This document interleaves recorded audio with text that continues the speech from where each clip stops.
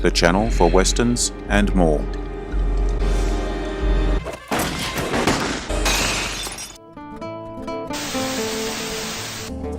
But suddenly my words reach someone else's ear, touch someone else's heartstrings too.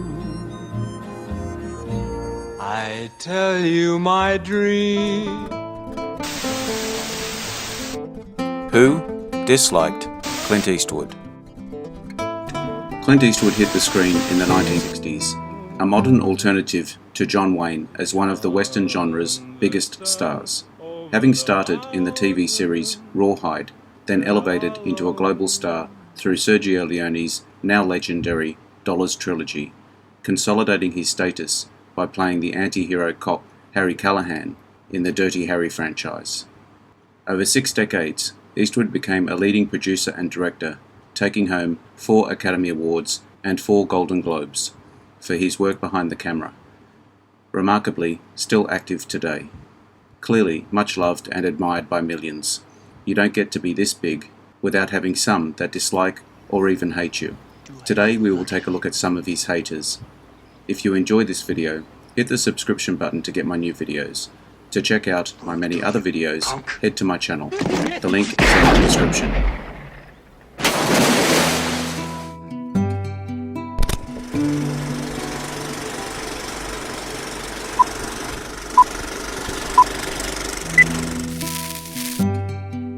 Spike Lee. Director Spike Lee took issue with Eastwood's seemingly discriminatory work.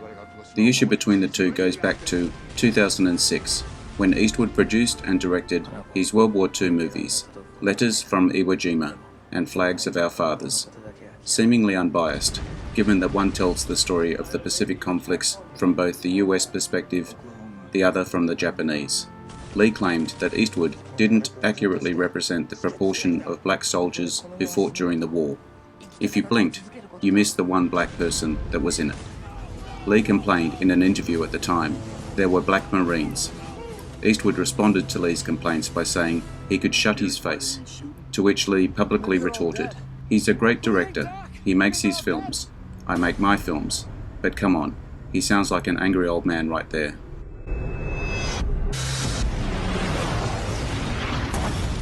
As far as us being the heroes of Iwo Jima, that's just not the case. The real heroes are dead on that island. Michael Moore.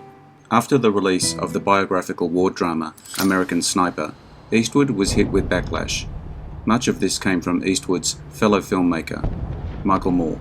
Michael Moore stated, "My uncle killed a sniper in World War II." Moore felt that Eastwood's movie inappropriately glorified snipers. Eastwood allegedly said, "Everyone said I was going to kill Michael Moore. That's not true." While the audience laughed, he coldly added, "It isn't a bad idea." Moore later verified this. Eastwood said he would kill me if I ever came to his house with a camera for an interview. Moore wrote, "I was a bit stunned to hear Eastwood make such a statement, but I instantly decided he was just trying to be funny." They fry you if you're wrong.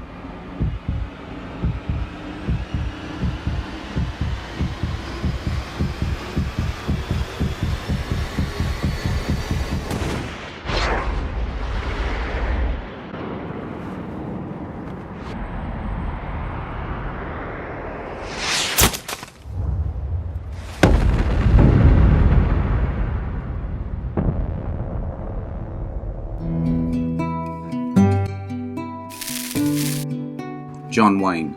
The disagreement started during Eastwood's rise to stardom in spaghetti westerns like The Good, the Bad and the Ugly. Wayne became irritated as critics compared the two with each other. Wayne usually played the hero who saved the day. Eastwood challenged this western culture with a more rugged, lonesome, gunslinger characterization. The feud erupted following the release of Eastwood's 1973 movie, High Plains Drifter, the darkest western to date, much to Wayne's anger. Shortly after the movie came out, Eastwood sent Wayne a letter, asking if he'd like to collaborate on a project. Wayne allegedly replied with an angry letter denouncing High Plains Drifter for its violence and revisionist portrayal of the Wild West.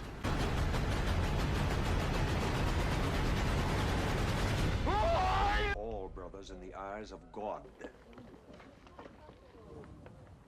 I'm not your brother. You shit in the bottle.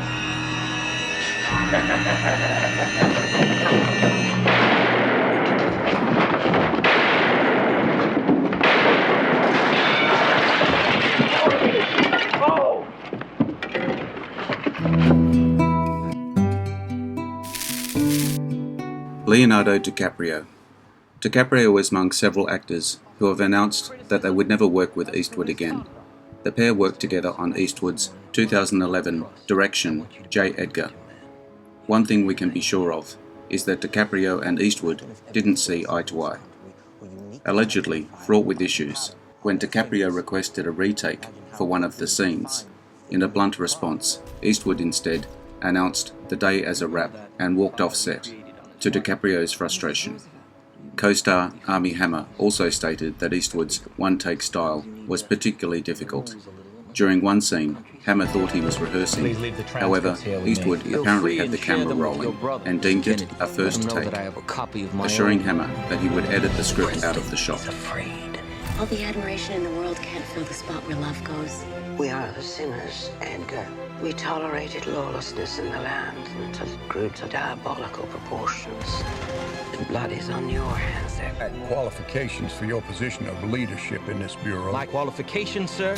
I don't know who I can trust anymore. I see right through you. You're a scared, heartless, horrible little... Little flower, be strong. Yes, Mother. It's time this generation learned the difference between villain and hero. Even great men can be corrupt. Tom Hanks. Hanks worked alongside Clint Eastwood for the first time in the 2016 Sully, Miracle on the Hudson. A great success, both critically and commercially. But behind the scenes, Hanks became frustrated with the director's obstinacy. In an interview promoting the Oscar-nominated movie, Hanks revealed the downside of working with Eastwood. Hanks stated, "You don't want one of those Eastwood looks," adding, he treated his actors like horses, because when he did the 60s series Rawhide, the director would shout action, and all the horses bolted. When he's directing, he says in a quiet, soft voice, "All right, go ahead." And instead of shouting cut, he says, "That's enough of that." It's intimidating as hell. On the Hudson. It's not a crash, it was a forced water landing. Simulation showed that you could make it back to the airport. Not possible. I felt it go.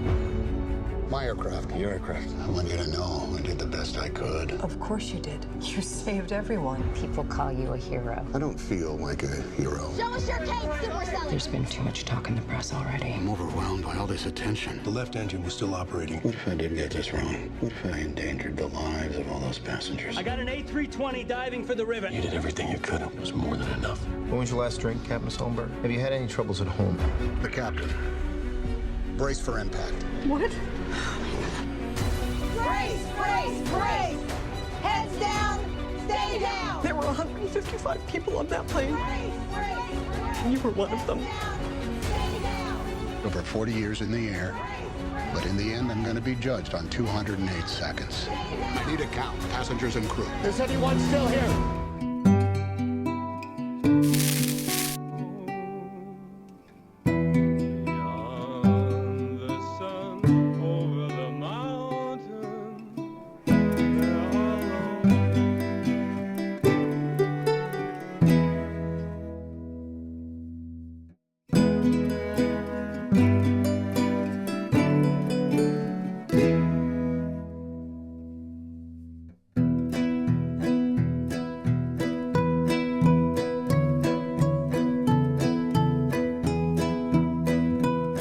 If you want to see all my new videos as they come up, subscribe and hit the notification bell.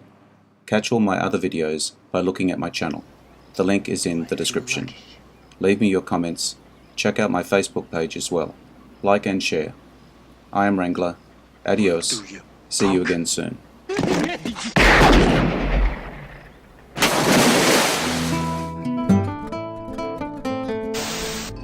the channel for westerns and more.